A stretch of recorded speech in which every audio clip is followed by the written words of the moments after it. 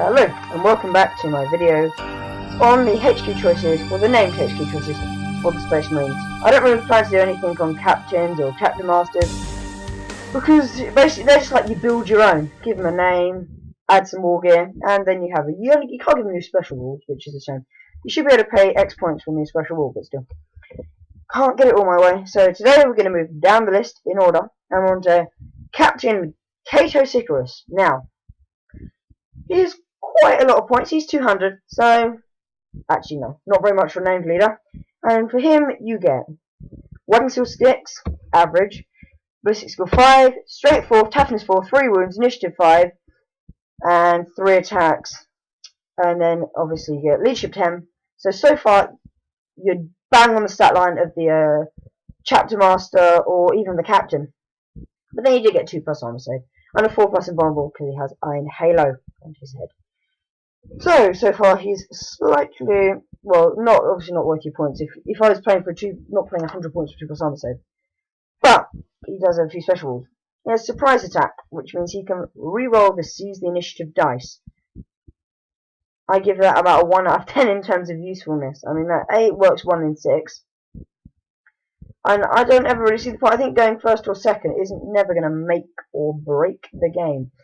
Depending on, maybe I hope you get a charge or help you move your models around the board. Maybe get a Rhino up slightly further or get a drop pod down faster. But it's not worth really the points for that. But then his rights of battle. His leadership goes to every person on the field. That's a good ability because he's leadership 10. So everyone gets the max leadership in your army. That's good. You're never really going to fail morale test then. No, I think it only applies to morale test. When that would be really useful is in an Imperial Guard detachment. You could give it to a Psyker, so he becomes initiative 8 to initiative 10. Then you're passing your psychic tests. But it is good if you have an Imperial Guard detachment if you have a command squad. So when you're doing like your first rank, second rank, fire. So then I can see it sort of playing a part. His final rule, which is probably his best one, for free he can upgrade his scout squad to have the counterattack, infiltrate, scout, or tank hunter special rule. That can turn a basic command squad into any rule squad in the game that you really want them to. I'd always go for scout, so they could be like a more improved scout squad. I suppose infiltrate is quite useful if you want to get shots off early. Counterattack if you're planning to do some charging.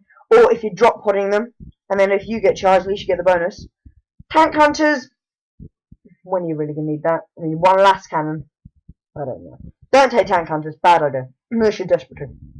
Finally.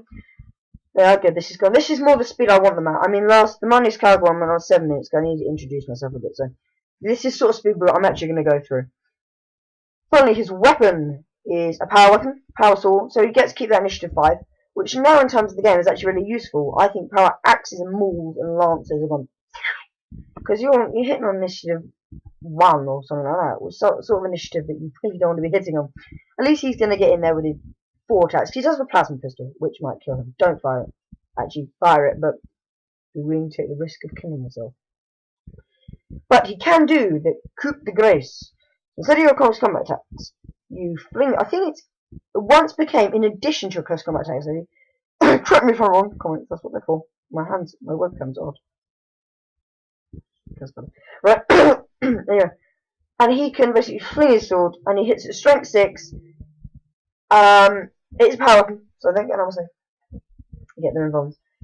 And it causes instant death. That is fantastic on the big tyrannid creatures. That's when you'd want to use it. Obviously, if you fail to wound them.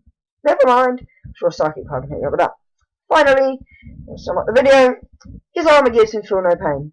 5+ feel no pain. So that makes him more survivable. And that's what you look for. So over 200 points. Will I suggest Cato Sicarious? I think there is better to come. There is certainly better. But by no means is he bad. He is adaptable, helps squads a lot. He is the leader who's not going to do that much killing, but he will help the army a lot. Things like rights of battle, the seize the initiative, and his special rules are obviously based on trying to get your army into the right positions with the right things. 200 points, I would give him 7.5. He's slightly better than Manius Coward, but he's not the best you're going to find. So, Cato Sicarious, 7.5. Disagree, agree? Write in the comments below. This has been Garmul Gamer Harry, and I'm out.